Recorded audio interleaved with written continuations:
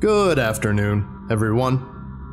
My name is Dr. Miller, and the SCP we're going to be looking at today is SCP-621. Object Class: Euclid. Special Containment Procedures. All instances of SCP-621 are to be kept in the Site-16 greenhouse and watered regularly. Seeds and pollen from SCP-621 are not to be released into the wild. No instances of SCP-621 are to be released for commercial trade, given as gifts, used as props, used as bribes, or stored in personnel offices. Personnel are advised not to look at SCP-621 for extended periods of time. Addendum 621-3. Personnel are advised not to look at SCP-621 through sunglasses, which has recently been shown to increase SCP-621's mental effects. Only unfiltered lab goggles may be worn around SCP-621. It should be of additional note that unfiltered lab goggles, lab glasses, or other transparent obstructions will not shield SCP-621's effects. Any instances of SCP-621 found in the wild are to be exterminated immediately. Any instances of SCP-621 found in public are to be confiscated, and whoever in possession at the time be taken in for questioning.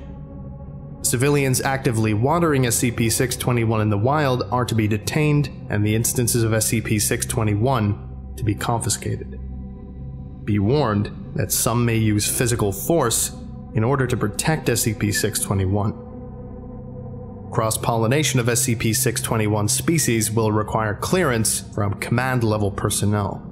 No cross-pollinations may be done for personal reasons. Description: SCP-621 is a series of highly invasive flowering plants, originally released by Flower Shop, that have been in the Foundation's possession as of. These plants, mainly the plant species Didier's tulips, are naturally bioluminescent, powered by water and other nutrients. These plants glow a variety of colors, though most instances glow purple, blue, or green. This bioluminescent effect can be best seen at night or in a dark area. The effect is only active while the plants are alive. SCP-621, particularly its glow, seems to have a hypnotizing effect on humans, with numerous requests by personnel to store them in their personal offices, all of which have been denied. SCP-621 has varying effects on other animals. When exposed to bees, hummingbirds, or cross-pollinating animals, all of the animals subjected have preferred spreading the pollen of SCP-621 as opposed to other flowering plants, and due to its bioluminescence, are capable of doing this at night, increasing its rate of reproduction. However, when exposed to herbivores, such as deer or rabbits, all of the subjected animals have actively avoided SCP-621. With a high fertility rate, a natural defense against predators, and a hypnotizing effect on humans, SCP-621 can be deemed a highly effective, invasive species. Addendum 621-4. Upon further testing, SCP-621's pollen gives off a strong, thought to be pleasant, aroma. SCP-621 is completely hypoallergenic, and when personnel with allergies are exposed to up to 5 grams of SCP-621's pollen, personnel displayed no allergic reactions. When placed around other plants, SCP-621 aggressively absorbs nutrients that would normally be absorbed by the other plants, potentially to fuel its bioluminescence. As a result, SCP-621 quickly drains the soil of nutrients and requires more water than all other plants in the Site-16 greenhouse. Before being actively monitored by the Foundation, SCP-621 had invaded multiple farming pastures, but because of its hypnotic qualities, nothing had been done to stop them. In addition, sympathizers actively watered the invading plants during their incursions. Although government agencies such as the USDA and EPA protect against these sorts of invasive species, said agencies have actively defended SCP-621 at the expense of commercial farmers. It may be of note that these farmers have since accepted the situation, citing SCP-621's aesthetic superiority to their own crops and their desire to protect SCP-621.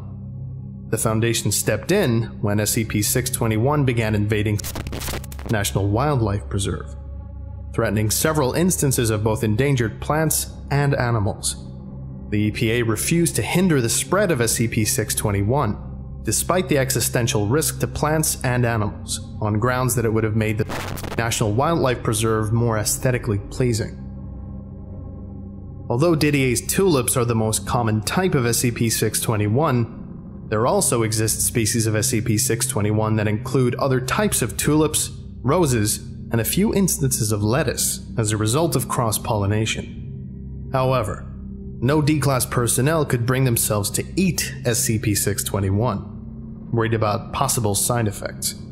When force-fed, SCP-621 induces intense anxiety and paranoia on the subject, but no other side effects.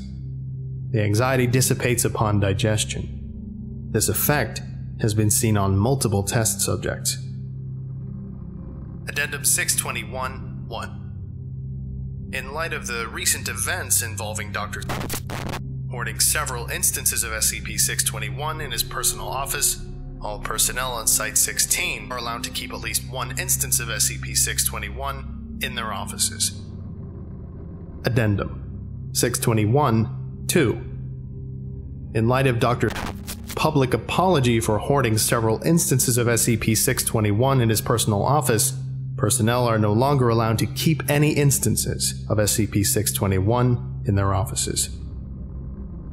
Note: to everyone asking me to ask the administration to release SCP-621 to the public, this is the very reason we're keeping SCP-621 here. I don't care if it looks cool, or if I had a few in my office for a while. I know firsthand that this thing has some kind of hypnotizing effect on people. And something is telling me that this plant has possibly evolved for that very purpose. If our government agencies won't stop these things, we will. Dr.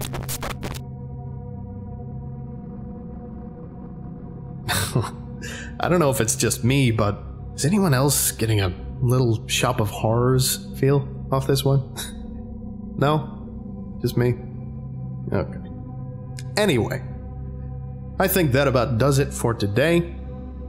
Thank you all for listening, if indeed you still are, and you are all dismissed. Goodbye.